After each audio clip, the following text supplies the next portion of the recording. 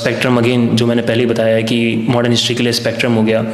फिर उसके अलावा मैं करंट अफेयर्स पे बहुत रिलाई किया। तो जो स्टैंडर्ड बुक्स हैं जो इम्पोर्टेंट्स होते हैं तो उनको कितने बार एटलीस्ट पढ़ना चाहिए एक एस्पिरेंट को? जब तक कि आप कॉन्फिडेंट नहीं होते। Sociology was a good decision when I took it. तो इसके कारण से मेरा जो ग्रुप था वो मतलब काफ़ी अच्छा ग्रुप था, उसने काफ़ी हेल्प किया। उसके कारण से मैंने जो कोर्स था विद इन 2 मंथ्स 3 मंथ्स मैंने कंप्लीट कर पाया। pretty क्लियर नहीं हो रहा है, मैंने उसको पॉजिटिवली लिया कि अब मेरा असेसमेंट हो गया है कि यहाँ तक कि मैं कर सकता हूँ, इसके ऊपर मुझे कितना जाना है। बल्कि क्या है, जो क्वेश्चन पे कोड पूछा गया है वो पूरा मेरा बॉडी पे रहेगा। I generally use to follow the point format जिसमें मैं मैक्सिमम आंसर्स कर सकता हूँ। हेलो एवरीवन, वेलकम टू स्टूडेंटो। सो अभी हमारे साथ हैं आकाश सर, जो अभी हाल ही में जो यूपीएससी का रिजल्ट आया है। आकाश सर ने 94 रैंक के साथ यूपीएससी क्लियर किया है। सर का ये सेकंड अटैम्प्ट था और सर का ऑप्शनल सोशियोलॉजी था। तो आज हम सर के संघर्ष की कहानी जानेंगे कि उनकी संघर्ष की कहानी क्या है और साथ में उनकी स्ट्रेटजी वगैरह, बुक्स वगैरह के बारे में जानेंगे। तो अभी तक आपने चैनल को सब्सक्राइब नहीं किया तो चैनल को सब्सक्राइब कर दीजिए, इस वीडियो को लाइक करें एंड आपके जो भी क्वारीज होते हैं आप हमें इंस्टाग्राम एंड फेसबुक पर मैसेज कर सकते हैं। सर सबसे पहले आप अपना नाम और एजुकेशन बैकग्राउंड बताइए। ओके, मेरा नाम आकाश अश्रमाल है। मैं छत्तीसगढ़ से हूँ, कवर्धा डिस्ट्रिक्ट से। मैंने कम्प्लीटली अपने एजुकेशन, अर्ली स्कूल एजुकेशन अपने डिस्ट्रिक्ट से ही की है। फिर I move to Raipur, the capital city of Chhattisgarh. So I have done my BTech in civil engineering from NIT Raipur और 2019 में मैं ग्रेजुएट हुआ हूँ। उसके बाद मैंने सिविल सर्विसेज के प्रिपरेशन स्टार्ट की। I gave an attempt in 2019 and this is my second attempt at UPSC। Okay, तो सर ये यूपीएससी एट सिविल सर्विस बहुत बड़े एग्जाम्स हो जाते हैं, तो इसके लिए कहीं ना कहीं मोटिवेशन की ज़रूरत होती है। तो आपको मोटिवेशन कहाँ से आया कि आपको इस एग्ज़ाम की प्रिपरेशन करनी चाहिए? आई थिंक जो मेरा मोटिव था कि मेरे को क्यों सिविल सर्विसेज पे जाना है and that thrived me, that is my motivation. मैंने कुछ रूरल एरियाज़ पे काम किया while I was in graduation. तो वो जो एक्सपीरियंस था वो मेरे को लगा कि यार I can use all my knowledge for the betterment of the society and that's why I move towards civil services as my career option. और वही चीज़ मैं बार बार देखता हूँ कि मुझे क्या करना है, मैं क्यों सिविल सर्विसेज में आया। That keep me motivated and उसके कारण से मैं काम अपना करते रहता हूँ। ओके, सो अभी आपका रिजल्ट आया तो फर्स्ट रिएक्शन क्या था सर आपका? I was literally quite tensed. मैं बाहर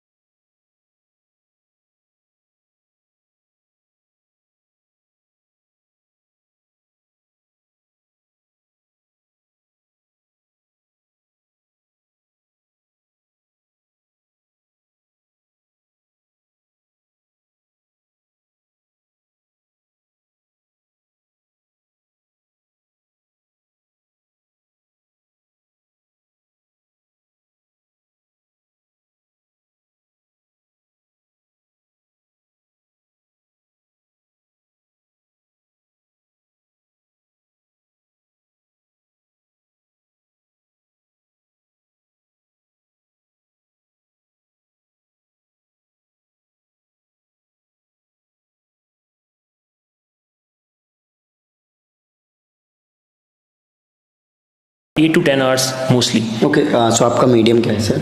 English medium. Okay, so sir अगर बात की जाए करंट अफेयर्स की, तो करंट अफेयर्स को खास तौर पे आपने कैसे तैयार किया?